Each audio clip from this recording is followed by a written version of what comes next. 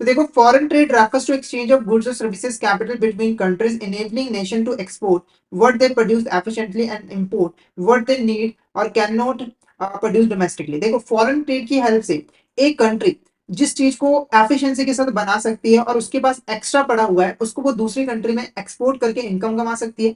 और जिस कंट्री को, मतलब किसी कंट्री को अगर किसी चीज की जरूरत है और वो अपनी कंट्री में उसे नहीं जो है पैदा कर सकती है, प्रोड्यूस कर सकती है, तो वो दूसरी कंट्री से उसे मंगाकर अपनी नीड्स को फुलफिल कर सकती है।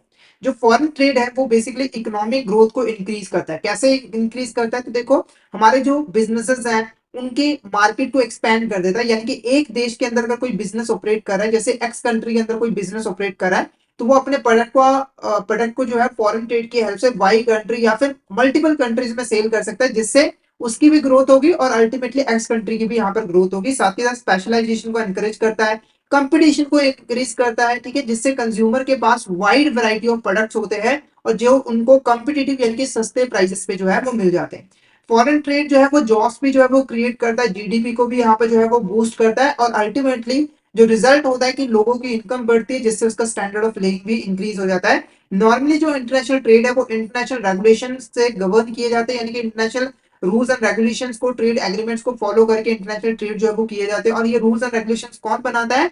तो हमारा जो डब्ल्यूटीओ है, वर्ल्ड ट्रेड ऑर्गेनाइजेशन है, वो जो है इसको बनाता है। ओके, अब इससे रिलेटेड जो क्वेश्चन है उसको हम डिस्कस कर लेते हैं।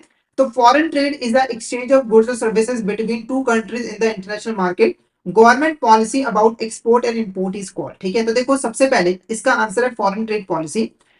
तो देखो, फॉरेन ट्रेड पॉलिसी क्या होती है, अगर हम इसको थोड़ा सा डिस्कस करें तो फॉरेन ट्रेड पॉलिसी एक ऐसी पॉलिसी होती है जिसके अंदर एक गवर्नमेंट जो है रूल्स एंड रेगुलेशंस बनाती है, जिसको फॉलो करके वो दूसरे देशों के साथ जो है वो ट्रेड करती है। बेसिकली देखो, इस पॉलिसी के अंदर rules and regulation, strategies, objective जो है वो लिखे होते हैं, जिनको फॉलो करके जो है कंट्रीज इंटरनेशनल ट्रेड जो है वो करती है। जैसे एग्जाम्पल के मान के चले, कंट्री एक एक्स कंट्री है, उसकी फॉरेन ट्रेड के अंदर लिखा हुआ है कि उसे जो है वाई कंट्री के साथ जो है वो ट्रेड नहीं करना है। ठीक है, तो ये बेसिकली किसके अंदर, फॉरेन ट्रेड पॉलिसी का ही एक हिस्सा है, जिसके अंदर लिखा हुआ है कि हमें किन कंट्रीज के साथ ट्रेड नहीं करना है। ऐसे फॉरेन ट्रेड पॉलिसी के अंदर ये भी लिखा होता है कि हमें किस कंट्री के साथ ट्रेड जो है वो करना है और किस करेंसी में ज्यादा से ज्यादा ट्रेड करना है। ठीक है, जैसे यूएस डॉलर में ज्यादा ट्रेड जो है वो होता है। अब इस पॉलिसी को हम एक्सपोर्ट इंपोर्ट पॉलिसी भी यहाँ पर कह देते हैं, क्योंकि बेसिकली फॉरेन ट्रेड पॉलिसी के अंदर हम लोग एक्सपोर्ट इंपोर्ट से रिलेटेड रूल्स एंड रेगुलेशन ही बनाते हैं। नेक्स्ट क्वेश्चन की बात करें,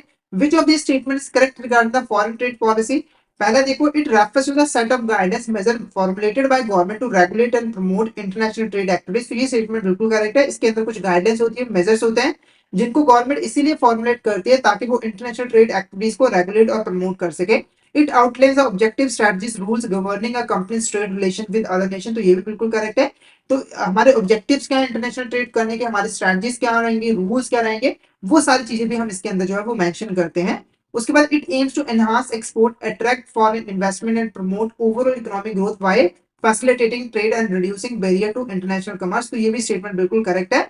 तो फॉरेन ट्रेड पॉलिसी का हमारा ऑब्जेक्टिव क्या है, एक्सपोर्ट्स को हमें ज्यादा से ज्यादा बढ़ाना है, फॉरेन इन्वेस्टमेंट को हमारे देश में अट्रैक्ट करना है, साथ ही साथ हमें ओवरऑल इकोनॉमिक ग्रोथ जो है वो करनी है। ठीक है, तो all of the above is the correct answer. ये सभी की सभी स्टेटमेंट जो है वो हमारी बिल्कुल करेक्ट है फॉरेन ट्रेड पॉलिसी के रिगार्डिंग। ओके, उसके बाद नेक्स्ट क्वेश्चन की बात करें, which of the statement is correct regarding the new foreign trade policy. India के अंदर जो अभी फॉरेन ट्रेड पॉलिसी ऑपरेट हो रही है उसका नाम है फॉरेन ट्रेड पॉलिसी 2003। अब ये जो पॉलिसी है वो काफी खास पॉलिसी है, इंपॉर्टेंट पॉलिसी है, जिसके बारे में आपको पता होना चाहिए और आईआईबीएफ इसके ऊपर आपसे क्वेश्चन पूछ सकता है। ठीक है, जैसे कब लॉन्च किया गया था, तो जो इंडिया ने फॉरेन ट्रेड पॉलिसी 2003 को 1 अप्रैल 2003 को लॉन्च किया था। अब ये पॉलिसी की खासियत क्या है कि ये पॉलिसी काफी ज्यादा डायनामिक और ओपन एंडेड है। इसका मतलब क्या हुआ कि ये जो पॉलिसी बनाई गई है इसका कोई मेच्योरिटी पीरियड नहीं रखा गया, यानी कि फिक्स टाइम पीरियड नहीं है, ये ओपन है।